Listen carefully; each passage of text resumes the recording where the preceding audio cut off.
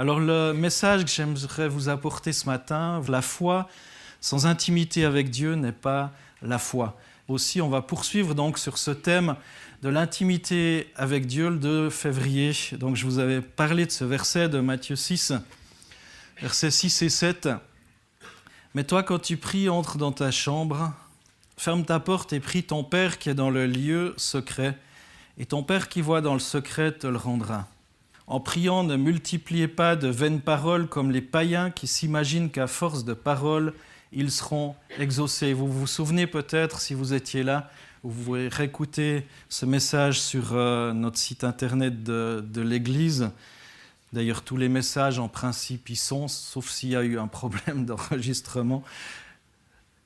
L'importance aussi d'aller, de fermer la porte à tous les bruits qui peuvent parasiter un petit peu cette réception, cette communication avec le Seigneur. Parce qu'il y a tellement de choses qui peuvent tout à coup se rappeler à nous et nous empêcher vraiment d'entrer dans la présence de Dieu. Ce n'est pas forcément des choses graves, ce n'est pas forcément des choses de l'ordre du péché, mais c'est tout à coup, ça nous fait focaliser, penser ailleurs, et tout à coup, on devient stressé, on n'a plus le temps de passer ce temps. Donc l'important, c'est bien d'aller, de fermer la porte à tous ces bruits environnants. Et le verset de l'année aussi, ou un des versets de l'année, vu qu'il y en a deux, on est généreux, « Que le Christ habite dans votre cœur par la foi, afin que vous soyez solidement enracinés et inébranlables dans l'amour. » C'est Éphésiens 3, 17. Que le Christ habite dans votre cœur, vraiment au plus profond de nous-mêmes, cette relation, ce qui est le centre de votre vie, c'est une image, le cœur, évidemment. Et c'est vraiment au plus profond de vous-même, ce qui vous envahit, ce qui vous habite, afin que vous soyez solidement enracinés et inébranlables dans l'amour. C'est marrant, on parle de foi, et cette foi va conduire à l'amour. Cette foi va conduire à l'amour pour Dieu, mais à l'amour aussi pour le prochain. Est-ce qu'il y a des gens qui se sont déjà rendus en Australie? Voilà, il y a cette grande barrière de corail. Et c'est vrai, en regardant quelques clichés sur Internet, je vous avoue que la beauté sous-marine, elle est grandiose. D'ailleurs, on voit même depuis l'espace cette barrière de corail, ces récifs qui donnent envie d'y aller faire un petit tour. Et c'est vrai que j'avais vu, je pense que c'est une des seules fois où j'ai vu vraiment des belles barrières de corail, c'était à l'île de la Réunion. À l'île de la Réunion, il y a une belle barrière de corail, un endroit, et c'est bien parce qu'on peut se baigner sans avoir peur des requins aussi, qui sont bloqués à part s'il y a des trous dans ces barrières de corail, mais à certains autres endroits, les plages sont plus jolies, plus belles, la mer est mieux, mais il n'y a pas de barrière de corail, donc de temps en temps, il y en a un qui se fait manger un bras, et c'est dommage.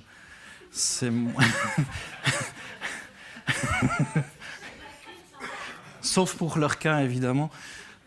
Donc c'est vrai que c'est assez impressionnant, ces barrières de corail, et la plus grande, évidemment, se trouve en Australie. Et on peut se baigner là en toute sécurité aussi, en général, et même observer si on aime un petit peu faire de la plongée, pas trop profond, c'est quasiment à la surface, de voir ces choses. Alors c'est impressionnant, la beauté de la nature et ce qu'on voit là. Alors le corail, est-ce que c'est en fait une plante ou un animal? Un animal, une plante? Les deux? Les deux? C'est une grande question, hein. Moi, je crois, en tout cas lorsque j'étais à l'île de la Réunion, où j'avais 20 ans, donc ça date du millénaire précédent. Bah oui, forcément, hein. 30 ans avant aujourd'hui, c'était le millénaire précédent. Donc, j'étais persuadé que c'était du rocher, enfin, ou une plante, ou quelque chose. Ben non, apparemment, c'est un animal. Et voilà ce que le dictionnaire y dit. Animal marin des mers chaudes formé par un squelette à base de calcaire, souvent de couleur rouge ou blanche. Il se nourrit de carbonate, de calcium, de plancton, larves, œufs de poissons, algues. Alors voilà. Il s'agit effectivement d'un animal et non d'une plante, contrairement à l'idée qu'on s'en fait par son apparence. Et c'est donc une créature animée, recouverte d'une masse calcaire aussi, de mousse. Et notre foi, elle est comment? Est-ce qu'elle est animée? Ou est-ce que c'est juste une plante, quelque chose qui dépérit? Quelque chose comme un animal, eh bien, qu'on va devoir nourrir. Je crois que notre foi est appelée à être nourrie. On va voir dans 2 Rois, chapitre 4, versets 1 à 7. Un jour, une femme dont le mari avait été membre d'un groupe de prophètes vint trouver Élisée et le supplia de l'aider. Élisée lui dit-elle, « Tu sais que mon mari était un fidèle adorateur du Seigneur. Maintenant, il est mort. Et l'homme à qui nous avions emprunté de l'argent va venir chercher mes 2 enfants pour en faire ses esclaves. » Vous imaginez la détresse un peu? Était un fidèle adorateur. Je ne sais pas, la puissance des mots là derrière. C'est un fidèle adorateur du Seigneur. En plus, il était membre du groupe des prophètes, donc ce n'était pas n'importe qui. Et maintenant, cette femme qui se retrouve seule, parce que, voilà, on ne nous dit pas pourquoi ils avaient dû emprunter de l'argent, mais en fait, ils avaient dû emprunter de l'argent. Et là, eh bien, celui qui avait prêté cet argent, il veut récupérer les enfants pour en faire ses esclaves, voilà, c'était le gage, c'était l'hypothèque. Ils ont hypothéqué leurs enfants pour qu'ils soient esclaves. Élisée lui dit, « Tiens, je t'ouvre mon compte en banque, voilà. » Ah non, attends. Verset 2, attendez, c'est pas ça qui est écrit. Élisée lui dit, « Que pourrais-je faire pour toi ? Dis-moi ce que tu possèdes chez toi. » « Je ne possède rien du tout, répondit-elle. Il ne me reste qu'un peu d'huile, juste de quoi me parfumer. Eh bien, reprit Élisée, va chez tes voisins, emprunte-leur des récipients vides, surtout emprunte-en assez. Puis rentre chez toi avec tes enfants et ferme bien la porte. Alors tu verseras l'huile dans tous ces récipients, tu les mettras de côté au fur et à mesure qu'ils seront pleins. La femme s'en alla donc. Quand elle fut chez elle, avec ses enfants, elle ferma la porte et les enfants se mirent à lui passer les récipients et elle les remplissait. À un certain moment, elle dit à l'un des enfants, « Passe-moi encore un récipient vide. » Mais ils étaient tous pleins et l'enfant lui dit qu'il n'y en avait plus. Alors l'huile s'arrêta de couler. La femme alla raconter au prophète ce qui venait d'arriver. Celui-ci lui dit, « Va vendre cette huile et rembourse ta dette. Ce qui te restera d'argent vous permettra ensuite de vivre toi et tes enfants. » C'est assez impressionnant comme texte. Il y aurait tellement de choses à dire au travers de ce texte. Je vais en relever 3 ou 4. Déjà, ce qu'on voit dans ce texte, c'est évidemment une femme en détresse. Donc son mari, comme je l'ai dit, était membre des prophètes. Il était quand même quelqu'un d'important vers qui, je pense, on s'approchait pour avoir des paroles de Dieu, parce qu'avant, eh bien, il n'y avait pas encore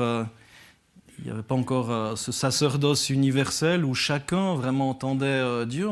Il y avait les rois, les prophètes, il y avait différents personnages vers qui on s'approchait et pour gouverner le peuple. Et là, eh bien, il y avait ce groupe de prophètes qui était là et tout à coup, cet homme va mourir. Un homme important, mais malgré tout avec des dettes. Et nous aussi, eh bien, dans nos situations de détresse, c'est ce qu'on va crier à l'Éternel. Là, elle s'est approchée, vous me direz pas de l'Éternel, mais du prophète Élisée. Et c'est un petit peu comme si elle allait vers l'Éternel, parce qu'il représentait en quelque sorte eh bien, celui qui annonçait les choses de la part de l'Éternel. Maintenant, on a de la chance avec Jésus, on peut s'approcher directement de lui. Il n'y a pas besoin de passer par le pasteur pour entendre Dieu, heureusement pour vous. Non, mais c'est vrai. Heureusement pour vous, vous pouvez y aller directement. Vous pouvez aller directement dans la présence de Dieu, crier à l'Éternel. Est-ce qu'on est là pour aller, lorsqu'on a un problème, et là, en l'occurrence, c'était vraiment un problème conséquent, vous imaginez, on va prendre vos 2 enfants. On va prendre vos 2 enfants, sans espoir certainement de les retrouver. Et finalement, la chair de votre chair, ce qui est le plus proche de vous, on les prend. C'est à nous désormais. Tu as des dettes, tant pis pour toi. Est-ce que dans ces détresses terribles, on crie vraiment à l'Éternel? Et là, on a vu que Dieu a entendu. Dieu a entendu aussi. Lorsqu'on est dans cette attitude Je crois que la Bible nous invite à reconnaître aussi ce que dit sa parole, c'est que l'Éternel est proche de ceux qui ont le cœur brisé. Et pour le corail, c'est dans ces conditions aussi qu'il se développe. Il y a des vagues, il y a des difficultés. Je ne sais pas si vous avez déjà vu des coraux. C'est vrai que c'est assez statique. Ils ne peuvent pas beaucoup bouger. Mais en fait, ils ont besoin de vagues. C'est les vagues qui vont leur apporter la nourriture, qui vont leur apporter tout ce qu'ils ont besoin. Ils ont besoin d'être chatouillés par les vagues pour pouvoir se nourrir, pour pouvoir continuer d'être vivants et de se développer.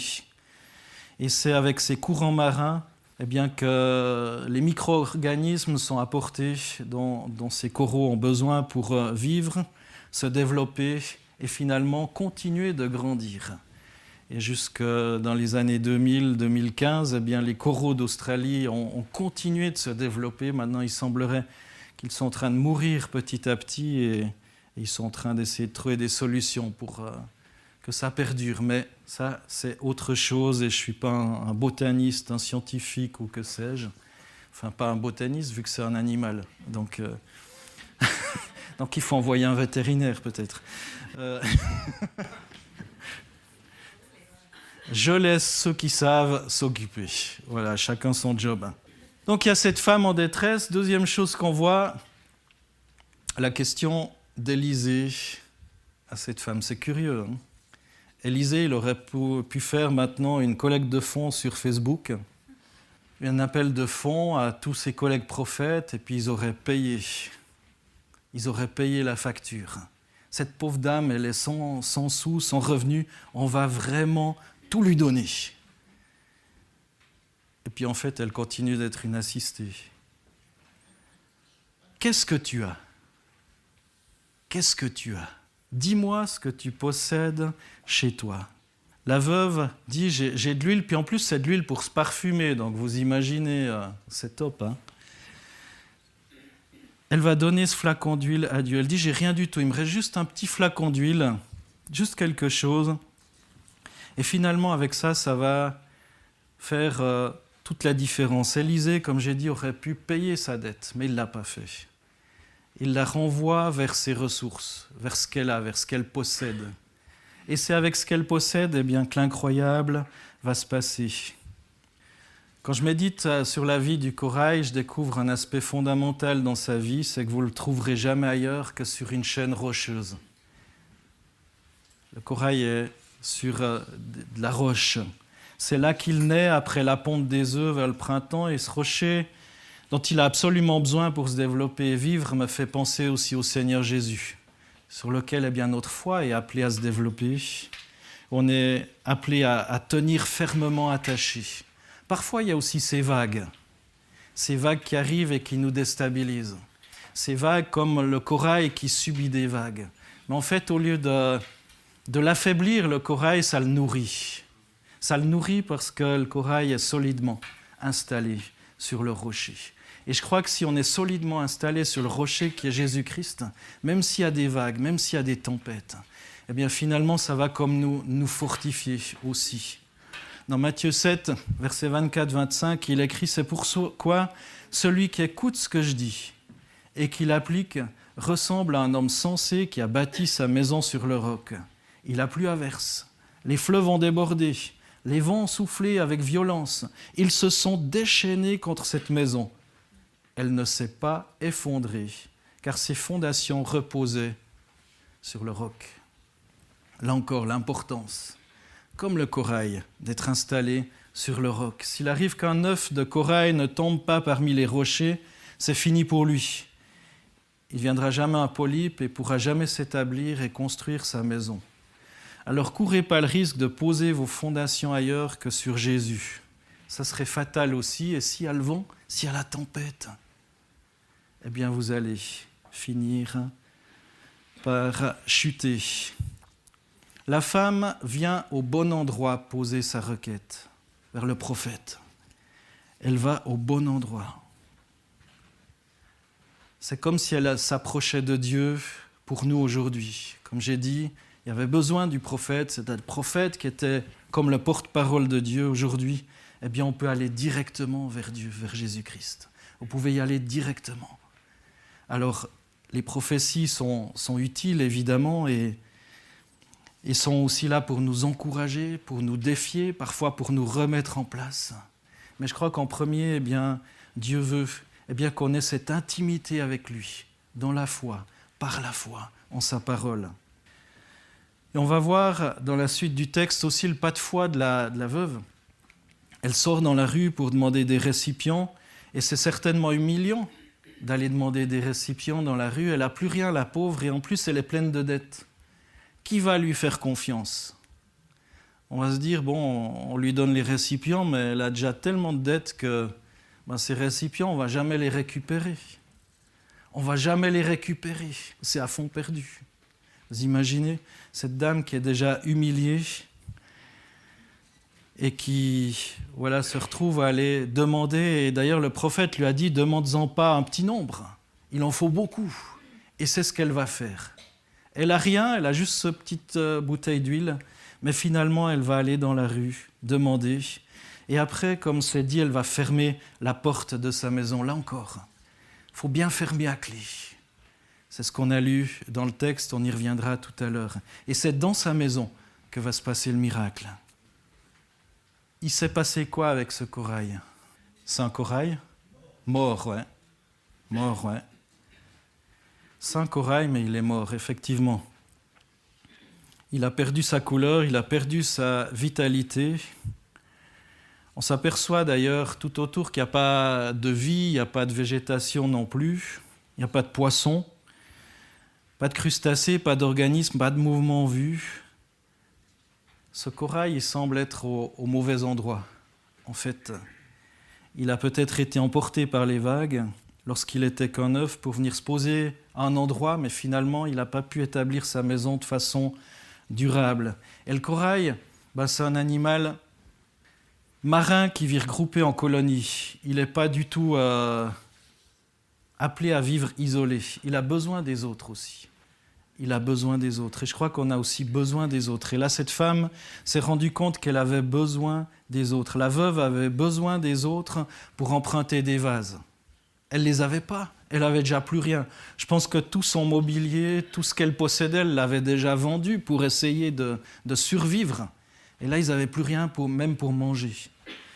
Elle avait besoin du prophète, elle avait besoin de ses enfants, et ensuite elle avait besoin des autres pour vendre son huile. Et pour grandir, on a besoin aussi d'une église, on a besoin les uns des autres, on a besoin de s'entourer, de s'encourager. Il y a aussi ce « ferme la porte sur toi » qui est synonyme aussi de cette relation. C'est intéressant que dans ce texte qu'on a lu avec Élisée, qu'il y a ce « ferme la porte ». Ferme la porte, ça me fait penser à ce texte de Matthieu 6 que j'ai lu aussi en introduction, Matthieu 6, versets 5 à 7. « Quand vous priez, soyez pas comme les hypocrites. Ils aiment prier debout dans les synagogues et au coin des rues pour que tout le monde les voie. Je vous le déclare, c'est la vérité, ils ont déjà leur récompense. Leur récompense, c'est tous les gens qui sont en extase. « Wow, qu'est-ce qu'il prie, qu'est-ce qu'il a de la foi, lui ou elle. C'est incroyable comment il prie, cette foi, cette ferveur. » C'est peut-être un bon acteur aussi, juste simplement. C'est dit, il a déjà sa récompense, parce qu'il en fait pour épater la galerie. Et c'est intéressant, verset 6, « Mais toi, quand tu pries, entre dans ta chambre, ferme la porte. Et prie ton Père qui est dans le lieu secret, ton Père qui voit dans le secret te le rendra. En priant, ne multipliez pas de vaines paroles comme les païens qui s'imaginent qu'à force de paroles, ils seront exaucés. » C'est intéressant aussi ce texte, je ne l'avais pas relevé début février, mais ce texte met aussi le doigt sur l'humilité. C'est vrai que quand tu es seul dans ta chambre, c'est difficile de se dire « je vais impressionner Dieu par mes prières ». Je ne sais pas si vous avez déjà pensé impressionner Dieu. Moi, en général, je me rends vite compte de qui je suis devant Dieu. Face à la création, face à mes limites. Alors peut-être qu'on peut essayer de paraître devant les autres, mais devant Dieu. Et c'est intéressant, là chez toi, il n'y a pas de spectacle. Elle aurait pu faire en pleine rue le spectacle. Voilà, amenez-moi des bidons, des récipients pour l'huile et puis verser devant tout le public et tout le monde. Waouh, bravo, ce qui se passe. Comme des fois il y a dans certains endroits aussi où on peut faire un peu un culte spectacle. Et là, c'est intéressant qu'on revient vraiment vers l'essentiel, vers cette relation avec Jésus. Ce n'est pas du spectacle, mais c'est ce cœur à cœur avec Jésus. Et le secret avec Dieu, c'est notre intimité. Si on veut l'onction, si on veut que l'huile se multiplie, eh bien ça passe immanquablement par ce lieu d'intimité.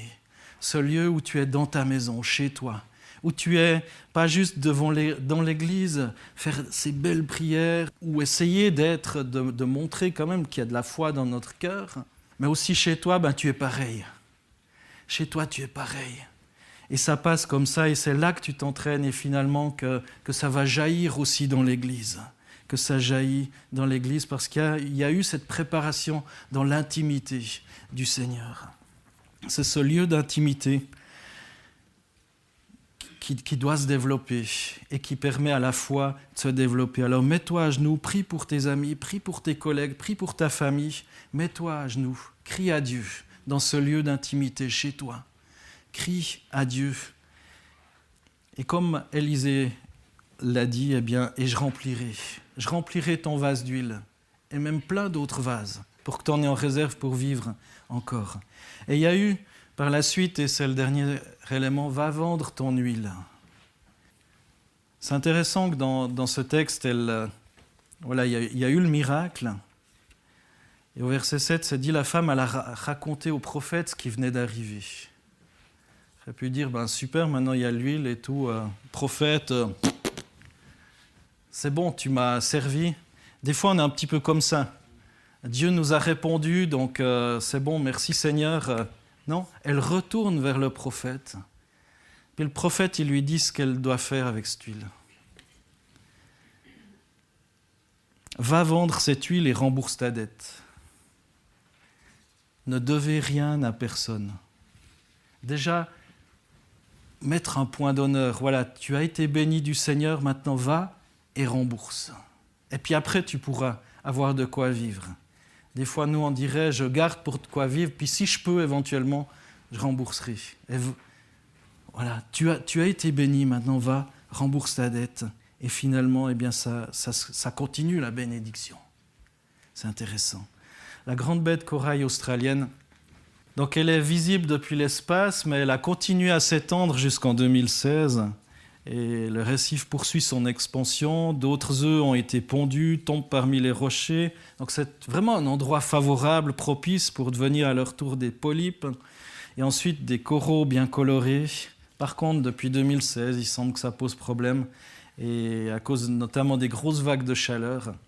Et ces coraux risquent de disparaître et de mourir, comme l'image que je vous ai montrée tout à l'heure. Mais si on en reste sans ce réchauffement climatique, peut-être, avec ce développement naturel pendant des siècles, est-ce que tu as l'impression aussi de consacrer assez de temps pour parler de Jésus à tes proches, d'être alimenté, finalement, comme les coraux, ils vont se développer, être dans un terrain propice à apporter aussi cet amour aux autres? Est-ce que tu te sens concerné par la prospérité de ton Église, à la peine d'inviter des gens à venir écouter la parole de Dieu, écouter cette parole de Dieu tellement bienfaisante, en train de faire des disciples? Va, tu as reçu, maintenant je t'ai donné, va vendre ton huile. C'est apporter aux autres aussi ce que tu as reçu, cette bénédiction que tu as reçue. Tu peux peut-être pas tout faire, mais peut-être juste un peu d'huile, tu peux en donner autour de toi. Alors là, on a vu cette femme en détresse,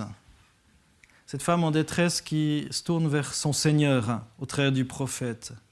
Et le prophète n'a pas ouvert son porte-monnaie tout de suite, tiens, parce qu'en fait, ça n'aurait rien réglé du tout. Mais il lui a donné du travail. Il lui a donné aussi cette conscience qu'elle avait besoin des autres. Elle avait besoin que les autres lui prêtent des récipients, encore une fois. Elle avait besoin de ses fils. Dis-moi ce que tu possèdes chez toi. Et peut-être qu'aujourd'hui, ou dans ton problème, dans tes questions, Dieu veut te poser aussi cette question, dis-moi ce que tu as. Dis-moi ce que tu as. Peut-être tu n'as pas grand-chose, peut-être juste un petit flacon d'huile. Dis-moi ce que tu as. Peut-être tu as une super famille qui peut prier pour toi, c'est peut-être ça, la richesse que tu as. Dis-moi ce que tu as. Dis-moi ce que tu as.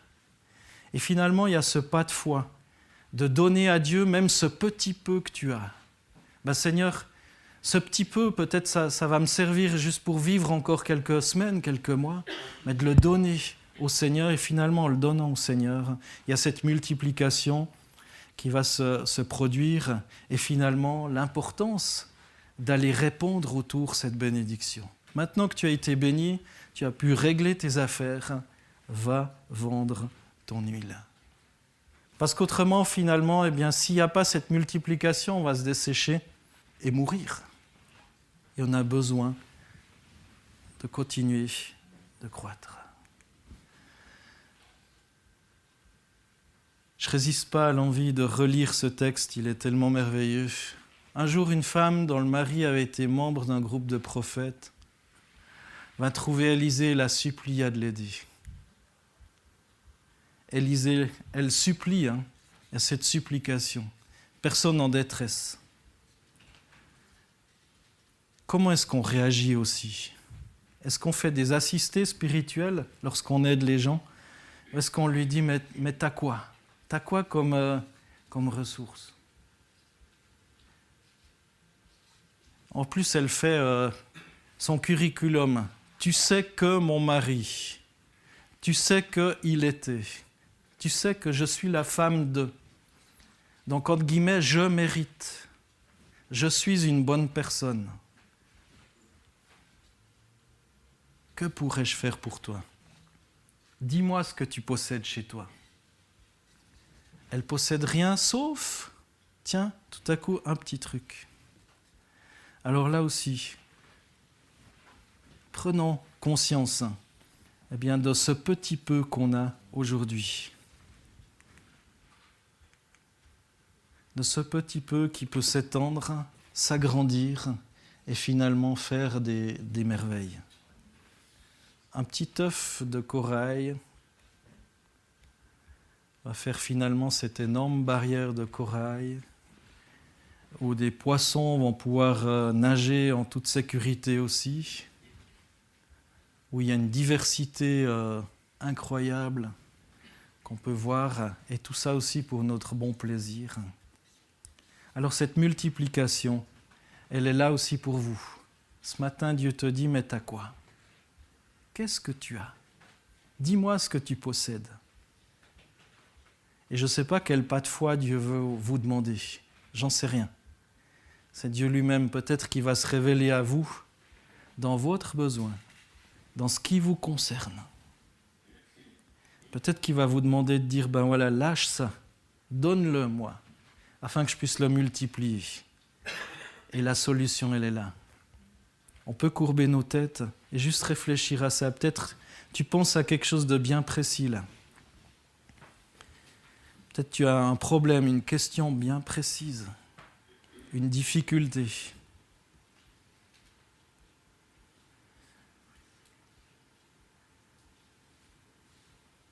Et le Seigneur veut juste te rendre participant ou participante de la victoire, de la solution. Il peut claquer des doigts et hop, ça se passe. Mais peut-être qu'il a envie eh bien, d'exercer ta foi, que tu puisses lui faire confiance. Qu'est-ce que tu as? Qu'est-ce que tu possèdes? Quelles sont tes ressources par rapport à cette difficulté que tu traverses? Seigneur Jésus, je te prie pour mes frères et sœurs, en te demandant toute ta bénédiction sur leur vie. Seigneur, ce texte, il est juste incroyable. Seigneur, ta providence, elle est juste incroyable, elle est miraculeuse. C'est un miracle. L'huile ne peut pas se multiplier comme ça. L'huile ne peut pas produire de l'huile par elle-même. Mais Seigneur, merci parce que tu as donné à cette femme la solution et elle a pu garder ses 2 fils. Ils n'ont pas été pris, ce qu'elle possédait de plus fort. Déjà qu'elle avait perdu son mari, Seigneur, tu lui as fait grâce. Tu lui as fait grâce. Et ce mari, apparemment, c'était une bonne personne qui écoutait ta voix. Et pourtant, il s'en est allé trop tôt, trop vite, en laissant ses 2 fils, sa femme. Mais Seigneur Jésus, tu as fait grâce à cette veuve et tu es venu à son secours. Et ce matin, tu veux dire, peut-être à plusieurs dans cette salle, que tu veux leur faire grâce et que tu veux venir à leur secours, comme tu es venu au secours de cette veuve, leur faire du bien, les relever et pourvoir, répondre à leurs besoins. Béni soit ton nom, Jésus, parce que tu veux cette proximité de cœur avec chacun d'entre nous. Et Seigneur, tu veux qu'on exerce cette foi dans l'intimité avec toi. Béni soit ton nom, Jésus. Amen.